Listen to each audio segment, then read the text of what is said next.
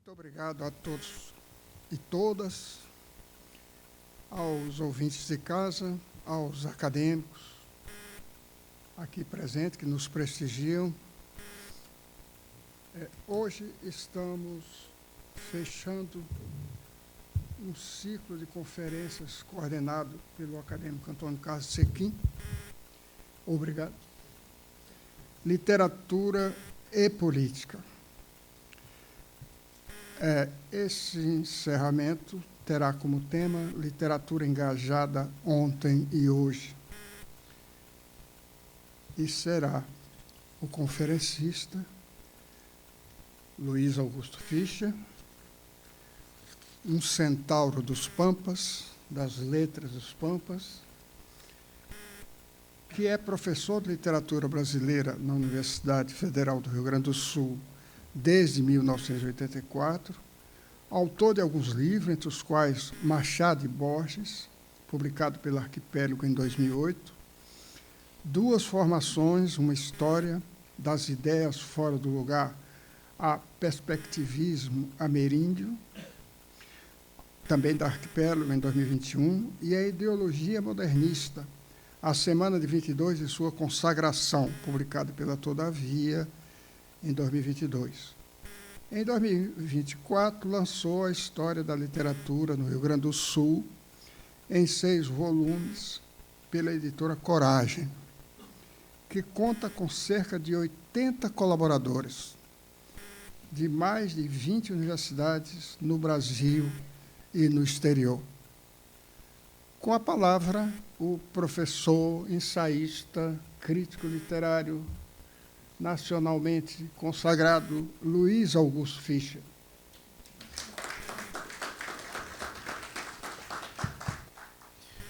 Bom, boa tarde. Tá bom o som aí? Tá. Aliás, essa história da literatura vai ser objeto da nossa conversa. O professor Roberto Assíselo, que ali está, e eu, quinta-feira, vamos conversar sobre esse livro meio façanhudo, assim, em 6 volumes, né? Bom, mas o assunto hoje, então, é literatura engajada. Eu já não lembro, foi o professor Antônio Carlos Sequim que me convidou, não sei se a proposta foi tua, não foi minha, né? Uma pequena armadilha, assim, né? Bom, a ideia é falar nesse ciclo de literatura e política, falar sobre um tema que, por um lado, está claramente vivo hoje em dia, né? A ideia de que literatura faz parte ou corresponde a desejos, enfim, políticos, ideológicos e tal, hoje em dia está muito em voga, né? De tal maneira que a gente podia dizer que o nome da conversa é literatura engajada hoje e ontem. Eu vou começar com hoje, passar rapidamente pelo hoje, porque o meu foco vai ser falar mais de momentos do passado. Bom, eu fui dar uma olhada no que hoje, ultimamente, se tem escrito sobre o assunto. E, realmente, o termo literatura engajada não está circulando muito ainda para designar o que tem acontecido hoje, que, em parte, corresponde ao que dá para compreender como literatura engajada, ou seja, uma literatura que pretende falar a sério sobre temas, defender teses e tudo isso, né? E essas teses, hoje em dia, correspondem a desejos republicanos absolutamente defensáveis, não é isso? Igualdade, fim da discriminação, fim do racismo e tudo isso. E, ao mesmo tempo, tem gerado reações curiosas, né? Como ainda semana passada ou retrasada, da professora Aurora Bernardini, né? que escreveu, causou uma certa polêmica, assim, porque um comentário dela, se eu não estou sendo muito injusto, era de que a literatura, hoje em dia, estava prestando pouca atenção à forma e estava se preocupando mais com o conteúdo, né? Estou simplificando, o raciocínio dela é um pouco mais sofisticado do que isso. Mas um pouco é isso mesmo de que nós estamos falando, né? Quer dizer, literatura engajada significa uma literatura que se engaja em temas claramente extraliterários e, eventualmente, corresponde apenas a esses temas, né? Na minha geração de aluno, nos anos 70, aluno de graduação, havia colegas, por exemplo, que defendiam que o Lima Barreto era superior ao Machado de Assis justamente pelo seu engajamento, né? Que quem devia ser lido era o Lima Barreto e não o Machado de Assis.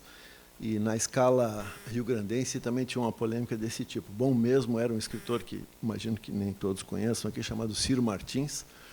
E o Érico Veríssimo, ao contrário, era um sujeito, enfim, o cantor das oligarquias e coisas assim. Tudo dentro dessa perspectiva do engajamento. Quer dizer, bom era aquele que denunciava as mazelas sociais, etc., e não aquele que tinha um trabalho formal mais exigente. Bom, eu localizei um texto. Aqui é um momento híbrido, porque eu tenho papel escrito e um texto digital.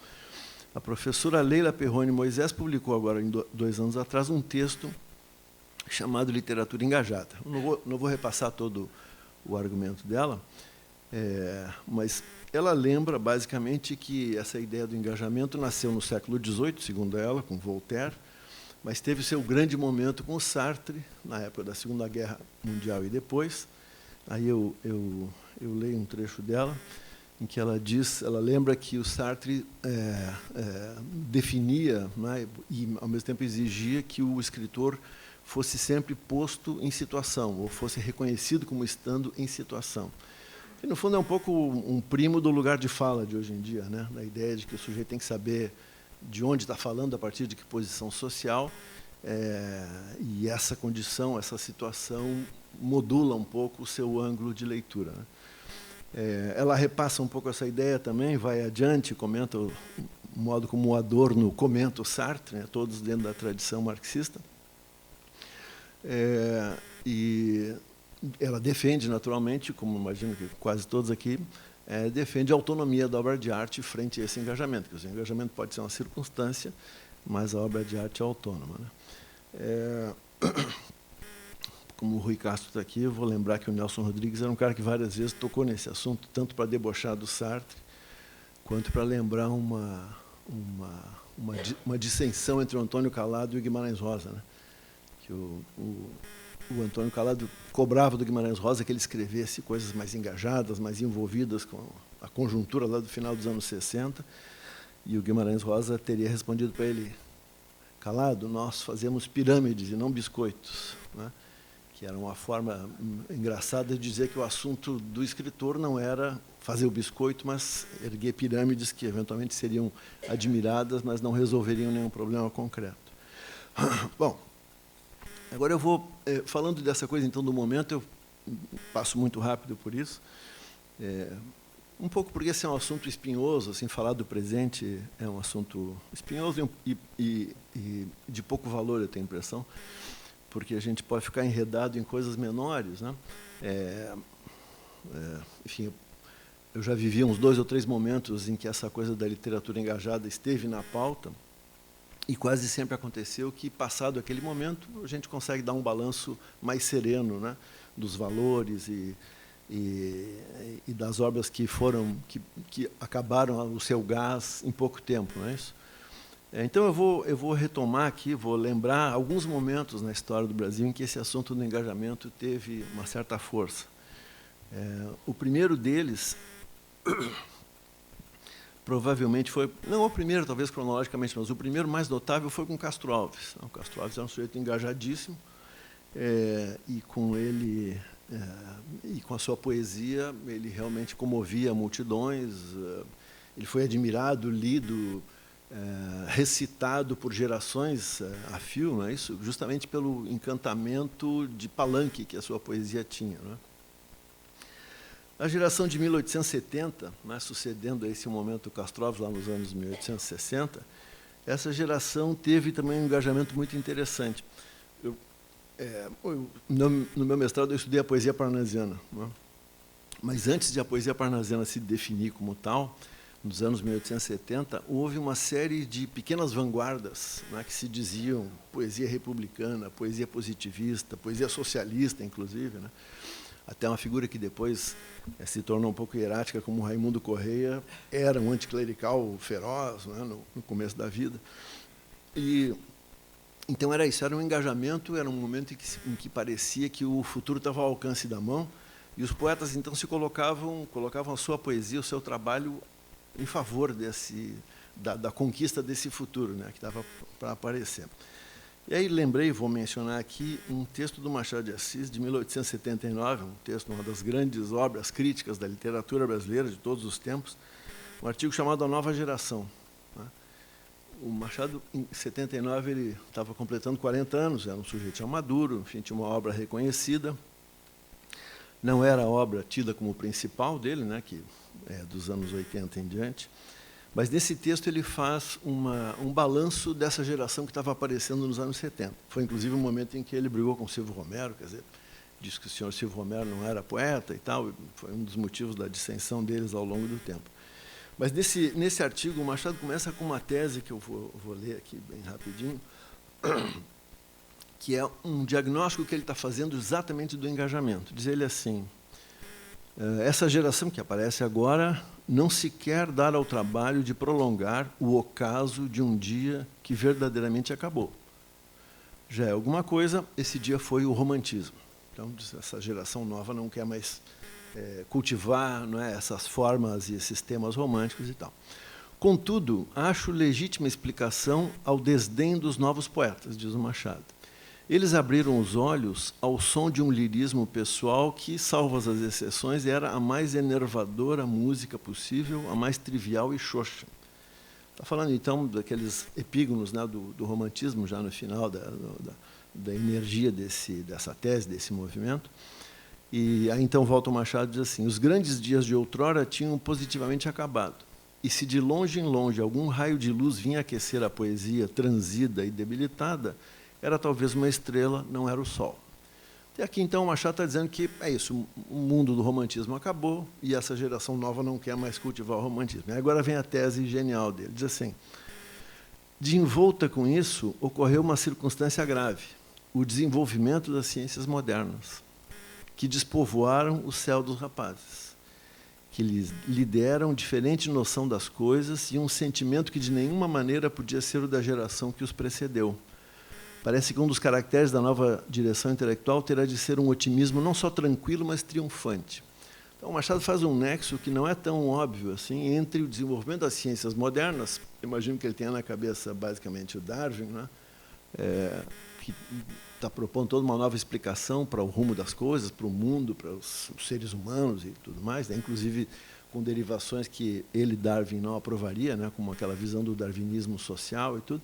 Mas, enfim, é isso. Tinha um momento novo de explicação sobre as coisas. E aí o Machado, então, faz esse nexo. Esses jovens, agora, olham para o céu e enxergam uma estrela. Eles não enxergam mais o sentimento, o amor, não é isso? Eu volto a ler o Machado. Diz assim: a justiça, cujo advento nos é anunciado em versos subidos de entusiasmo, a justiça quase não chega a ser um complemento, mas um suplemento. Isso aqui os professores de português talvez lembrem, né, dessa diferença entre complemento e suplemento. O Machado diz, então, a justiça vai vir como uma sobra, né, não vai ser uma coisa essencial. A justiça, obviamente, vai acontecer e vai triunfar. Né? E assim como a teoria da seleção natural, diz o Machado, dá a vitória aos mais aptos, assim outra lei, a que se poderá chamar seleção social, entregará a palma aos mais puros. É o inverso da tradição bíblica, é o paraíso no fim. Tem várias ideias aqui interessantíssimas. Uma delas, começando de trás para diante, é essa coisa do paraíso no fim. Quer dizer, ele olha para essa geração de 1870 e diz: ninguém mais está chorando por um paraíso perdido. O paraíso agora vem no futuro. E esses poetas se colocam como antecipadores do futuro. Eles estão aqui para nos avisar que vai triunfar a república, vai triunfar, sei lá, a abolição, né? Portanto, estão praticando uma literatura engajada que o Machado comenta, depois, não é o nosso tema aqui, mas ele comenta depois assim com bastante cautela, e, em todo caso, dando essa moldura geral para o raciocínio dele. Quer dizer, essa geração está engajada, usando o termo que nós estamos aqui hoje abordando. Um pouco isso o Machado tinha feito num texto do ano anterior, também bastante conhecido, que é aquela crítica, as duas críticas que ele fez ao primo Basílio do Eça de Queiroz. Né? Ele diz, o senhor Eça de Queiroz, que é um discípulo aspérrimo da escola realista, como quem diz, né? Ele mais faz escola, mais pratica os deveres da escola realista do que faz literatura. Né?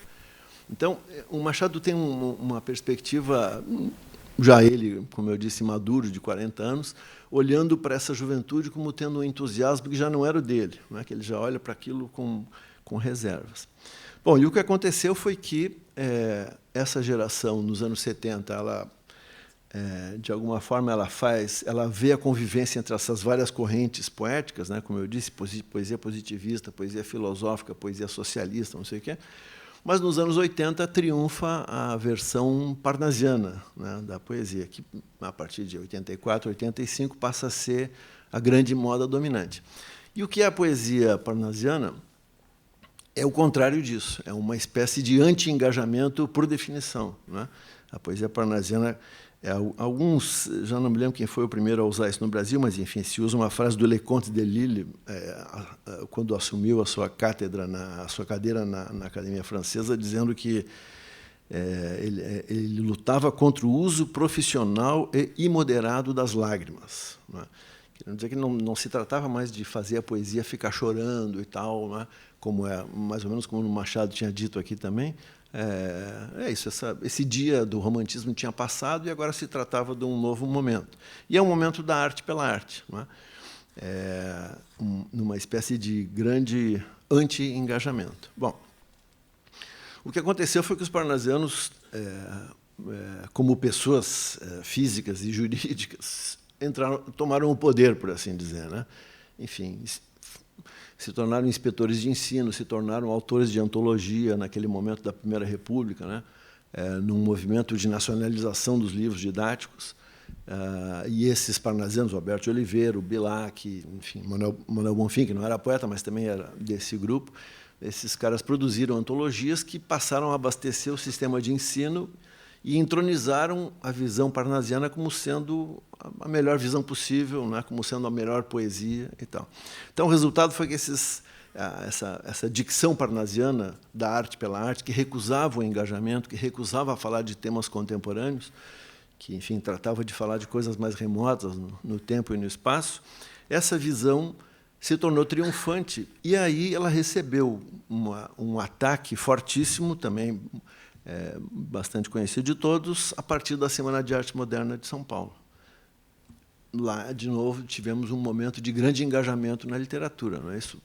Poetas, romancistas, ensaístas e tal, atacaram aquilo que pareceu uma alienação insuportável, né, dos parnasianos, em favor de uma ideia de renovar o Brasil, reinventar o Brasil, redefinir o Brasil, etc., né? Com uma dicção que procurava se aproximar de alguns procedimentos de certas vanguardas europeias, né? Isso é um assunto também longo aqui, a gente podia desenvolver bastante. Eu passaria a palavra para o Rui Castro, aliás, para ele contar a história. Mas o que nos interessa aqui é marcar isso, né? Esse é um momento de grande engajamento, né? Os escritores se validam pelo seu engajamento, muitas vezes mais do que pelo que produzem, né? Pelos discursos. Bom, um pouco como toda a vanguarda. A vanguarda nasce, especialmente no século XX, nasce a partir de um manifesto, não é? Ou então um manifesto que lança essa vanguarda, e esse manifesto dá o rumo daquilo que vai ser a obra que esses caras vão produzir, né? Então, entre parênteses, aqui tem um ensaio de um professor de filosofia lá da minha universidade, o Ernildo Stein, de muitos anos atrás,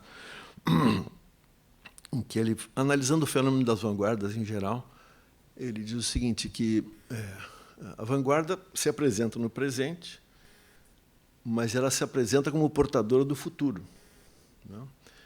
Então, no presente, os que estão vendo a vanguarda se manifestar olham para a vanguarda e podem se perguntar, mas, escuta, vai ser assim mesmo? Faz sentido isso? E aí o Stein dizia assim, ocorre que a vanguarda não se submete ao julgamento do presente. A vanguarda olha para o presente e diz, não, vocês não sabem o que vai acontecer, eu sei o que vai acontecer. E, portanto, não é no presente que eu valido as minhas proposições. Eu vou me validar no futuro e vocês vão ver que eu tenho razão, algo assim. E aí, num momento assim, muito bonito do ensaio, ele diz que, nesse momento, a vanguarda transforma uma proposição estética numa espécie de ética. Porque o sujeito tem que aderir, ou não aderir, mas enfim, se ele não aderir, ele fica fora do caminho, né? Então, a vanguarda apresenta no presente coisas que só vão ser validadas, só poderão ser testadas no futuro. Então, o sujeito tem que aceitar aquele risco, né? Ou não aceitar e ir embora e não prestar atenção na vanguarda. O ponto é que, agora já não é mais o Stein que está falando, o ponto é que, se a vanguarda chega no poder, esses valores, então, eles passam a ser mais viáveis. Não é isso? E foi um pouco o que aconteceu com, digamos, falando em sentido bem amplo, com o modernismo paulista, especialmente na figura do Mário de Andrade, né? Então, aquilo que era uma revisão do sentido da brasilidade, o que era uma revisão sobre o valor da cultura popular e tudo mais, né, passa a ser a regra de atuação, né, uma regra de avaliação de tudo. Não é isso? Então, o Mário de Andrade, como secretário de Cultura, né, mais ou menos isso, do município de São Paulo, e depois a partir da USP e tudo. Então, o ponto aqui não é falar mal dos paulistas, nem nada, são pessoas tão sublimes e tão ridículas como nós, evidentemente, né? Mas esse um movimento básico é esse, quer dizer, uma vanguarda que se validou no poder e, portanto, aquilo que essa vanguarda anunciava como sendo algo que ia acontecer no futuro, de fato aconteceu, de certa forma, né? E, bom, essa história se desenvolve por vários lados e não nos interessa, mas eu queria marcar era só isso, né? Esse é um momento de uma literatura muito engajada. Sem uma relação direta com isso, acontece, a partir dos anos 30, todo um outro momento de engajamento com uma grande geração de romancistas, né, e de poetas também, mas assim quero falar muito de romancistas, porque quero terminar comentando uma coisa do Érico Veríssimo, que é um momento em que os romancistas do Nordeste, do Sul, mas também aqui do Rio de Janeiro e tal, se empenham em fazer um diagnóstico do Brasil, não é isso? Exemplarmente Vidas Secas, né, do Graciliano Ramos. Graciliano, que aliás dizia que não tinha nada, não devia nada à Semana de Arte Moderna, que não tinha relação com aquela vanguarda, né? Mas isso era um momento em que realmente havia um engajamento, sem prejuízo de haver um grande trabalho de forma, como a gente sabe, né? Romancistas, como eu disse, dessa geração se empenham em fazer um desenho, enfim, da vida do povo, da opressão, mas também de grandes estruturas sociais, né, da decadência das chamadas oligarquias, né, da periferia do Brasil naquele momento, mas aqui também no Rio de Janeiro, né, sobre a decadência dos antigos patriarcas, né, fazendeiros e tudo isso. Então, é um momento de um engajamento também muito, muito interessante e de grande apelo, não é? Esse é um engajamento que criou leitores, não é? Tem um colega professor da Universidade Federal do Paraná, o Luiz Bueno, fez um trabalho muito, muito bonito, né, de mapeamento do romance de 30, mostrando, por exemplo, que a gente tinha, enfim, romance operário, mas o romance socialista, não é? Sempre com uma perspectiva de colocar o romance a serviço de uma intervenção, ou a serviço do esclarecimento da população, não é? E é isso cria uma dinâmica de leitura notável no momento em que o Brasil estava ampliando a oferta de escola, né, de alto a baixo, né? No caso do Rio Grande do Sul, houve o fenômeno da editora Globo, que foi também notável, porque criou, né, enfim, uma linha editorial super vitoriosa, que ia de, sei lá, enciclopédias a cursos de língua estrangeira e passava por poesia, por literatura traduzida, né? Havia uma banca, a famosa banca de tradutores, e tudo isso dependendo desse leitor que estava querendo entender o mundo, né, em transformação. É também o caso do Drummond, né? O Drummond, que começa como um poeta a quem não interessa tanto assim o tema social e o tema brasileiro, mas que ali pelas tantas, né, quando publica A Rosa do Povo e tal, delibera se engajar nos debates daquele momento, daquele tempo. Bom, também de tempo. Eu quis terminar essa conversa aqui analisando um documento que eu vou pedir para o Castorino apresentar aqui. Aí. Tá. Eu vou me dedicar um pouquinho a esse assunto agora aqui. Isso é o seguinte, estamos completando agora em novembro 50 anos da morte do Érico Veríssimo, né? E por uma coincidência, nada auspiciosa. Faleceu o filho dele, Luiz Fernando Veríssimo, agora faz pouco tempo, né? Eu estou preparando um material que vai sair, assim, agregando artigos de jovens pesquisadores, né, do Brasil e de fora a respeito do Érico Veríssimo, porque é um sujeito, enfim, muito interessante, de uma obra que permanece. E me deparei com esse texto aí, com esse documento, né? Então, não sei se dá para ver aí de longe, mas, enfim, eu conto, dá para ver que tem duas fontes, né? O primeiro parágrafo e o último tem uma fonte maior, né? Então dá bem para ver assim que aquele questionário que está no meio ali de uma série de pequenas questões foi escrito num momento e depois foi feito esse cabeçalho e esse final. O texto diz assim: Érico Veríssimo, desejando a colaboração do amigo para seu romance Encruzilhada, terceiro volume da trilogia intitulada O Tempo e o Vento. Aqui já é uma surpresa, porque, finalmente, quando a trilogia foi completada, o terceiro volume se chama O Arquipélago, né? Mas, nesse momento, ainda se chamava Encruzilhada. Vem pedir-lhe a fineza de responder, na medida do possível, as perguntas seguintes. Então, isso era uma folha solta dentro de um exemplar de uma edição inicial do Retrato, que é o segundo volume da trilogia, né? A primeira é O Continente, o segundo o Retrato, o terceiro, nesse momento, se chamaria ainda Encruzilhada e passou a se chamar O Arquipélago. Acho que mais ou menos todo mundo sabe, mas dá para lembrar. É um imenso painel sobre a história do Rio Grande do Sul, né, que começa lá em metade do século XVIII, né, 1750, por ali, na guerra contra as missões, e termina com a queda do Getúlio em 1945, né? Um painel que cobre 200 anos, um negócio impressionante, né? Abro um pequeno parênteses aqui. O Érico começou a publicar, aliás, esse livro, né? Um conjunto chamado O Tempo e o Vento, em 1949, depois de ter publicado 7 ou 8 romances de tema urbano moderno, não é isso? Tendo já feito um sucesso nacional massivo com O Olhar e os Lírios do Campo, que é de 38, ou algo assim, e sendo, ao mesmo tempo, editor, tradutor, muito envolvido com a editora Globo, né? Enfim, se diz que o Érico fez a Globo e a Globo fez o Érico, né? Um trabalho de duas mãos. E o Érico, em 1943, foi convidado para ser professor visitante em Berkeley, né, na Califórnia, e foi lá, passou 2 anos e tal, dando aulas, né?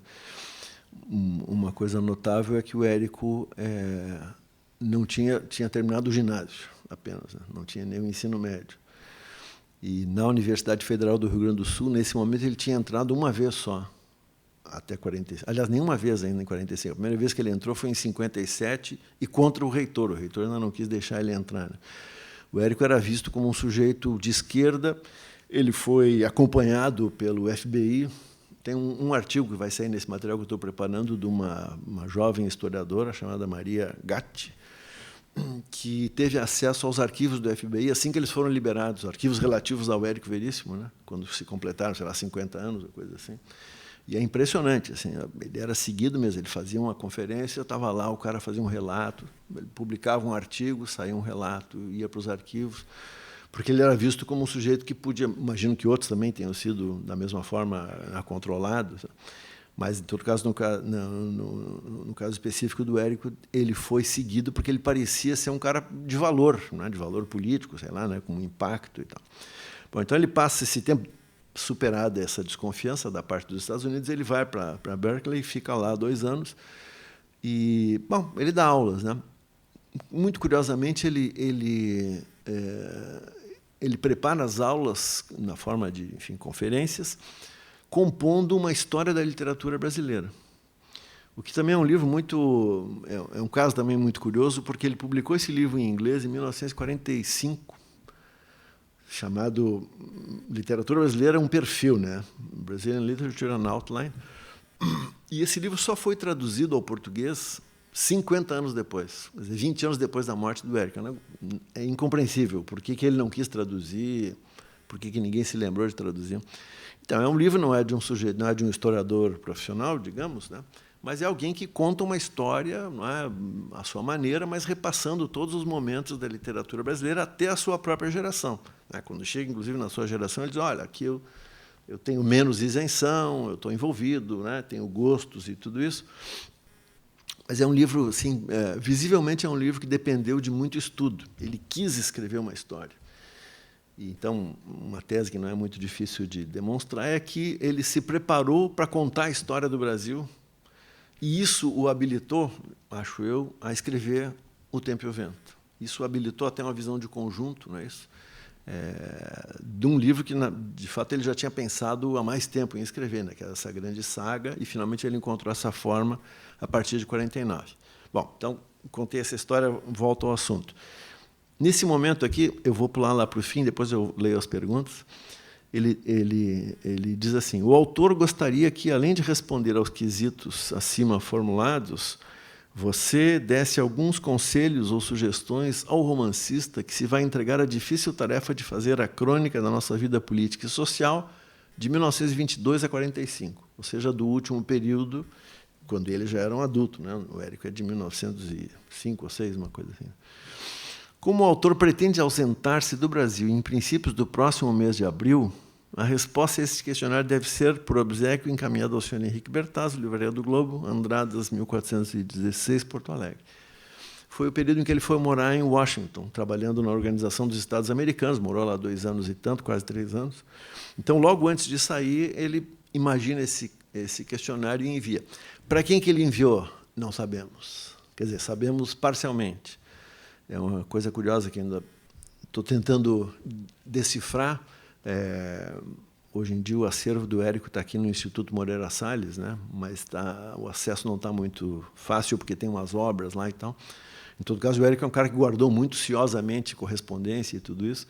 Então, vai ser curioso de ver quem respondeu a ele, se é que essa correspondência foi guardada. Eu conheço só 2 casos documentados, né, de pessoas que responderam a ele. E os 2 casos são muito tortos. Um era um sujeito, espero que não tenha nenhum parente dele aqui, meio maluco. Não vai ter. Era um médico lá do Rio Grande do Sul que se julgava, da geração do Érico, né, se julgava muito roubado nas suas ideias. Ele imaginava que os poetas tinham roubado suas ideias. Não sei o que. E, no fim da vida, esse cara publicou um livro documentando esse roubo, esses roubos, essa sucessão de roubos na visão dele. E esse sujeito reproduz esse texto com uma imagem em que, inclusive, a gente vê um bilhete do Érico para ele, dizendo, prezado fulano de tal, gostaria muito da sua resposta, porque a sua resposta para mim é muito importante. Esse era um cara que era daquela região lá perto das Missões, né, perto da fronteira com a Argentina. E a resposta dele eu vou dizer depois qual foi. Agora, o que chama a atenção aqui, então, por isso que eu me lembrei de conduzir o final dessa conversa com esse questionário, porque isso aqui revela um outro tipo de engajamento. O Érico quis escrever um livro que debatesse os dilemas da sua geração. Ele quis falar sobre as coisas que não apenas ele achava relevante, mas que, na expectativa dele, as pessoas achassem relevante. Intelectuais, historiadores, né, outros escritores. Então, ele faz essas perguntas. Acho que eu não vou enxergar bem, vou ler aqui, que é mais fácil para mim. Está em corpo menor? Não, acho que eu consigo ler assim. A primeira pergunta diz assim, de um modo geral, quais foram as mais importantes transformações que se operaram na vida do Rio Grande do Sul de 1920 para cá? Não é que o Érico não soubesse das transformações, ele queria saber, na visão desses outros colegas intelectuais, o que eles achavam que era tão relevante. Por um momento, assim, vamos imaginar nós fazendo esse romance. Então, nós, aqui em 2025, escrevemos para colegas, dizemos, por favor, me diga o que é essencial eu não esquecer do que aconteceu nos últimos, 30 anos. Né? Esse é o engajamento. Segunda pergunta, que aspecto da nossa vida política e social gostaria você que o autor não esquecesse no 3º volume de O Tempo e o Vento? Agora, então, é um aspecto da vida política e social. Né? Aí tem questões assim, de tipo muito diferente, às vezes são questões mais abstratas. Na terceira diz assim, haverá no Rio Grande o que se possa chamar de o drama do estancieiro? Se há, qual é? Estancieiro no Rio Grande do Sul se chama o fazendeiro, né, o dono das grandes propriedades de criação de gado. O Érico é de uma família que, em algum momento, foi proprietária de terras. Ele tinha parentes ainda proprietários de terra e ele próprio já não era mais, né? Mas a geração dele viveu essa transição que, para fazer um paralelo, o Zé Lins do Rego viu na Paraíba, por exemplo, não é? Então, era um sujeito que vinha dessa origem, percebia que o mundo não era mais aquele no qual ele tinha sido criado. Bom, de certa forma, o João Cabral também é isso, né? Um cara que ainda pega um pouco o eco dos grandes proprietários, mas sabe que não se trata mais disso, né? Depois, então, o drama do estancieiro seria isso. O drama do estancieiro seria essa criatura, esse grupo social em crise, que não sabe mais o que fazer na vida, não é? E logo depois vai aparecer esse grupo social que está sendo ultrapassado em importância econômica e política pelos industriais e por outros, né, comerciantes e tal. Depois, na quarta pergunta, acredita que o tipo do gaúcho tradicional, com todas as suas virtudes tão celebradas na poesia, no romance e na história, se está extinguindo? Bom, só essa conversa de gaúcho tradicional aqui também no Rio Grande do Sul, ela rende, né, muita conversa. Esse gaúcho enfim, é um mestiço, né? É um caboclo, né? A palavra não se usa mais hoje em dia, mas é isso, é um caboclo, né? Um misto provavelmente, de homem branco com mulher indígena, que tinha, né, virtualidade técnica de lidar com o gado, de fazer os trabalhos relativos a isso, e que era um sujeito, num contexto escravagista, era um sujeito livre, então ele tinha uma autonomia interessante, e um pouco ele é evocado, né, no Rio Grande do Sul como sendo uma figura altiva, né, que tem capacidade de se movimentar, que adere às boas causas. Estou falando da visão mais eufórica, né? Na prática, muitos deles eram simplesmente pobres do campo, né?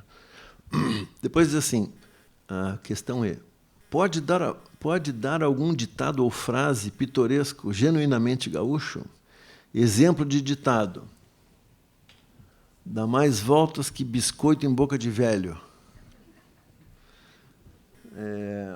Frase pitoresca, aquela do velho revolucionário que, estando a agonizar, respondeu ao amigo que lhe perguntou pela saúde. Malito, pelhando em retirada e com pouca munição. Como se diz do Júlio de Castilhos, né, que foi um governador do estado, presidente da província. Morreu por uma operação, né, que ele fez, uma traqueia ou qualquer coisa assim. E aí alguém, para animá-lo, disse assim, coragem, o governador. Ele disse, coragem eu tenho, o que me falta é o ar. É um pouco isso. Agora, essa coisa também dos ditados e frases, isso também interpretando, né, também é um movimento que o Érico está fazendo na direção da linguagem popular, né? Ele quer falar do drama do estancieiro, que é o proprietário, mas ele também quer se aproximar dessa dicção popular, não é isso? O provérbio, a frase feita e tudo. E aí estava o engajamento dele? Também o engajamento dele. O engajamento também porque ele queria falar, ele queria ser representativo do povo, né? É isso. Depois, assim, essa pergunta, a número 6, é notável. Essa é uma pergunta de 1952. Qual é a sua objeção à reforma agrária? Não pergunta qual é a opinião do cara, qual é a sua objeção à reforma agrária. Como responderia você a um comunista ou socialista que lhe falasse da necessidade da terra ao trabalhador rural? Isso, nos termos da história do Brasil, em 52, esse assunto ele existia e tal, mas era uma tese, sei lá, do Partido Comunista, né, da esquerda. No Rio Grande do Sul houve uma experiência de reforma agrária com o Brizola, quando governador lá fez uma reforma agrária numa determinada região, lá perto de Camaquã, a uns 150 quilômetros de Porto Alegre, sempre dada como sendo o primeiro momento em que isso aconteceu no Rio Grande do Sul. Mas o interessante é isso, quer dizer, o Érico está colocando... Para quem que ele está mandando isso? Digamos que seja para os escritores, né, para os intelectuais, para os historiadores. E perguntando qual é a sua objeção à reforma agrária. O que o senhor responderia a um comunista ou socialista que falasse dessa necessidade? Eu vou abrir um pequeno parêntese aqui também. Eu não vou demorar muito, mas é um parêntese que eu acho que merece ser contado. Em 1954, se completaram 200 anos da morte de um índio chamado Sepete Araju. O nome talvez soe, né, para alguns aqui. Era uma liderança indígena, era uma pessoa real, né, um indígena guarani ligado às missões lá do Rio Grande do Sul, né, no extremo noroeste do Rio Grande do Sul. E foi um indígena que morreu numa batalha, tudo documentado, se sabia dele quando tinha nascido, ele tinha posições, era uma espécie de delegado, de deputado dentro do mundo das missões. Bom, ele morreu em 1754 no contexto da guerra contra as missões, né? É um assunto que talvez para quem não é do Rio Grande do Sul não diga muito, mas é um momento importante em que o Rio Grande do Sul passou a ser um território importante para o Brasil. Um momento em que os exércitos espanhol e português se juntaram para combater as missões, para fazer valer o famoso Tratado de Madrid. Bom, enfim, morreu o Sepete Araju, que era tido como uma grande liderança e era, de fato, um líder militar. Bom, em 1953, aliás, o prefeito da cidade, em cujo território havia morrido o Sepete Araju, escreveu ao governador do estado, pedindo licença para erguer uma estátua em homenagem ao Sepete Araju. 200 anos da morte, enfim, fazia um certo sentido, né? Esse Sepete Araju faleceu, mas ele permaneceu como uma referência popular. Tanto que existe uma cidade no Rio Grande do Sul chamada São Cepé, não é um santo católico, mas ele foi tido como um santo católico, virou um santo popular, né? Então, esse prefeito, que por sinal era militar, pergunta ao governador do estado se pode erguer uma estátua para o Sepete Araju. O governador repassa a questão para o seu secretário de Educação, que, por sua vez, repassa a questão para o Instituto Histórico e Geográfico do Rio Grande do Sul. O Instituto nomeia uma comissão de 3 historiadores que fazem um arrazoado dizendo o seguinte: não cabe erguer uma estátua para o Sepete Araju. Com o seguinte argumento: o Sepete Araju lutava ao lado dos jesuítas espanhóis, que eram aqueles que geriam, que dominavam as missões. Então, dizia esse parecer, o Sepete Araju, em última análise, era um inimigo de Portugal e, portanto, diziam os historiadores, um inimigo do Brasil. Um raciocínio meio abilolado, assim, porque já estávamos falando de 200 anos da morte do cara e o cara consagrado pelo culto popular. Bom, esse parecer, então, é devolvido para o governador avisa para o prefeito que não faça a estátua. Ocorre que, dentro do grupo do Instituto Histórico e Geográfico, eu fico imaginando se esses caras todos receberam a carta do Érico, talvez tenham recebido, né? Havia também um padre jesuíta, historiador, que se insubordinou com essa negativa e foi para os jornais escrevendo um artigo furioso dizendo que era o contrário. Certamente ele merecia uma estátua e tal, né? Bom, resumindo a história, depois desse artigo do padre Luiz Gonzaga Jäger, esse padre jesuíta, se seguiram quase 2 anos de debate pela imprensa em que todos os intelectuais ativos no Rio Grande do Sul tomaram parte, ou a favor do parecer que negava a estátua, ou contra o parecer e, portanto, a favor da estátua. Todos. Pode perguntar quem quiser, tipo, para falar de um ilustre Augusto Maero, que esteve aqui nesta casa, abrilhantando esta casa. Ele era a favor do parecer, era um ponto de vista conservador. Enfim, professores, historiadores. Essa era uma época também de pouca especialização, né? Os historiadores ainda eram quase todos, sei lá, advogados ou, não é, gente que tinha estudado por conta própria, etc. Nada a ver com o mundo acadêmico de pesquisa, né, organizado. Esse debate aconteceu, então, dividindo o Rio Grande do Sul, que, aliás, não é tão difícil assim, né? A divisão lá é uma coisa bastante comum.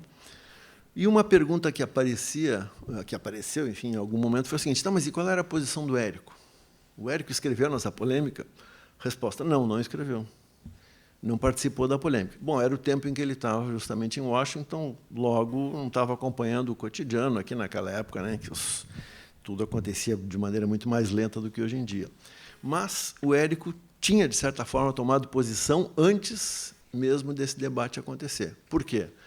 Porque o Érico tinha começado a sua história, a sua saga do Tempo e o Vento, entroncando a figura da Ana Terra com um indígena, o Pedro Missioneiro. Então, digamos, lembrei de fazer esse recuo aqui para dizer, o Érico já tinha essa visão de incorporar o popular como parte da formação do Rio Grande do Sul. estamos chegando no final. Obrigado. Agora só vou terminar de ler aqui, então, daí diz ele assim, com isso eu quis contar, então, como o Érico era um cara envolvido mesmo com esse tema, né, de definir o Rio Grande do Sul não apenas a partir da crise dos estancieiros, mas também a partir da vida popular. Depois diz ele assim, sabe de algum fato das revoluções de 23, 24, 26 ou 30 digno de menção? Essa quantidade de revoluções aqui é um pouco de marca de época, né? Hoje em dia só restaram 2 dessas como notáveis, a de 23 e a de 30. Pode ser tanto um caso de heroísmo e desprendimento, como de crueldade, vingança ou puro banditismo. Porque é isso, né? O fulano, aquele não gostava de não sei quem, acabou pegando o cara na tocaia. Para o Érico interessava tudo. Depois, sabe de alguma história que caracterize as virtudes gaúchas de hospitalidade, honradez, fidelidade à palavra empenhada? Lembra-se de alguma lenda ou causo que deva aparecer nesse 3º volume? Ou de algum tipo representativo que não deve ser esquecido, não deva ser esquecido? Não deve ser esquecido. Quais são os principais problemas do Rio Grande? Essa pergunta agora é um grito para o mundo, né? Quais são os principais problemas, né? E aí vem a última pergunta que eu já tinha, de alguma forma, mencionado. Não acha que os representantes da agricultura e da indústria... Agricultura não tem nada a ver com pecuária, né? Nessa época aqui. Pecuária são os velhos estancieiros tradicionais e a agricultura é a coisa de pequeno proprietário e tal, né? Não acha que os representantes da agricultura e da indústria estão tomando ao estancieiro a sua posição de liderança na política? Se acha, como encara a mudança? É isso, o mundo estava mudando, né? Dessa mesma época, aliás, um outro membro aqui da academia, o Raimundo Fauro, tem um artigo sensacional final dos anos 1940, em que ele faz um prognóstico, enfim, um debate sobre literatura, e no final ele diz assim, mas agora os sobrenomes alemães e italianos estão aparecendo, era o caso dele mesmo, né? Um sobrenome italiano.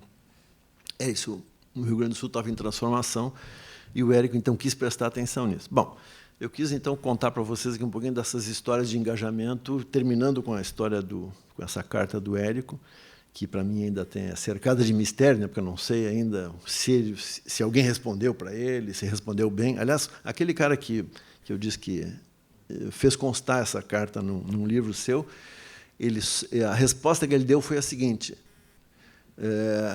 esse cara está achando que eu vou escrever um livro para ele?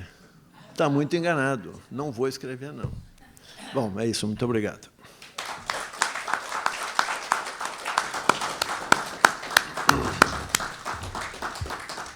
Muito obrigado, dizemos nós, pela sua aula.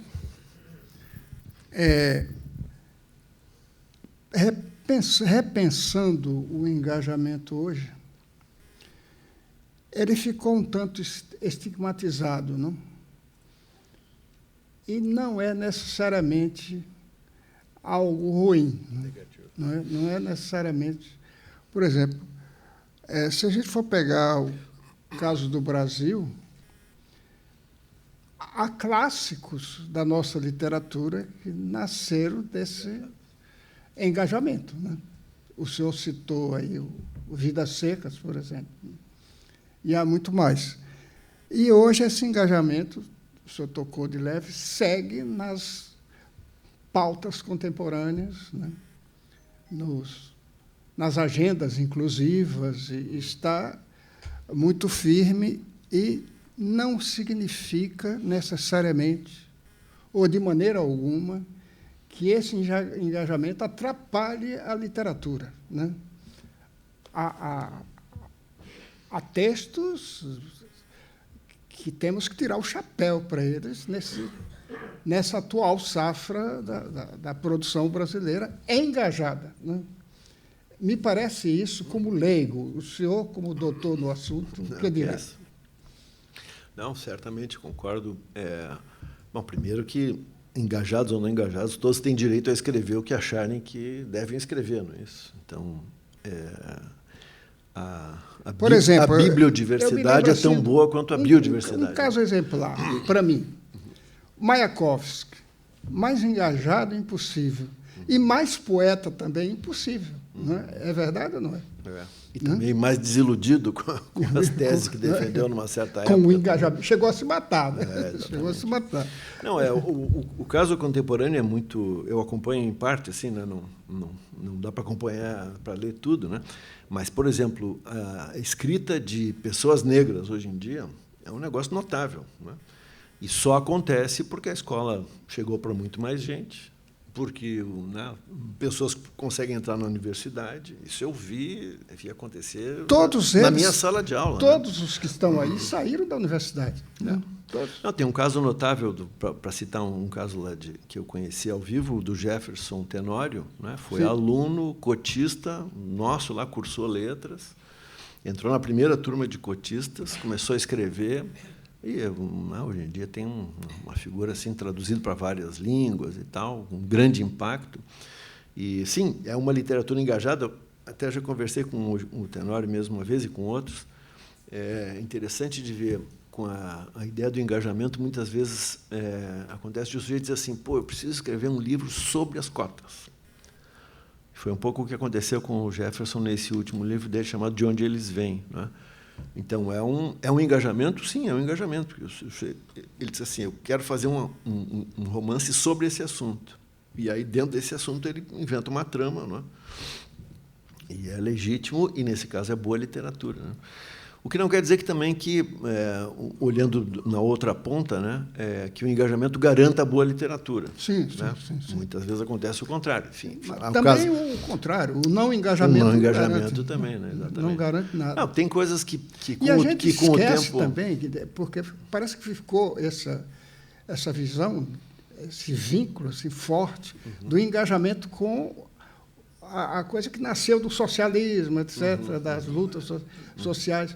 E o engajamento da direita, da ultradireita, também existe na literatura. Né? Existe? Existe. Não vou citar nomes, da direita, não fazer propaganda. Não, mas é isso, nada garante que isso funcione. A escala é menor, mas existe. O apreço é menor pela produção. E a importância também. Claro. Não, mas é isso, é uma falsa questão essa de imaginar que o engajamento gera necessariamente má literatura. Sim. E que o não engajamento gera boa literatura. Claro, deixar claro. Né? Não, acabamos de ver exemplos aqui notáveis, né? Por isso que eu fiz também questão de trazer esse exemplo do Érico, porque é uma coisa tão, eu acho assim, sensivelmente, uma coisa muito bonita. Um escritor provado que já tinha, né? Ele passou mal, ele até teve um infarto ao escrever o terceiro volume, né? Ele quase não conseguiu terminar, de tanto que ele se envolveu, de tanto que ele se emocionou com o assunto, né? É isso. Mestre Luiz Augusto Fischer, por isso e por muito mais, o senhor recebe aqui um certificado da Academia Brasileira de Letras por essa sua participação, com os nossos agradecimentos renovados. Muito obrigado.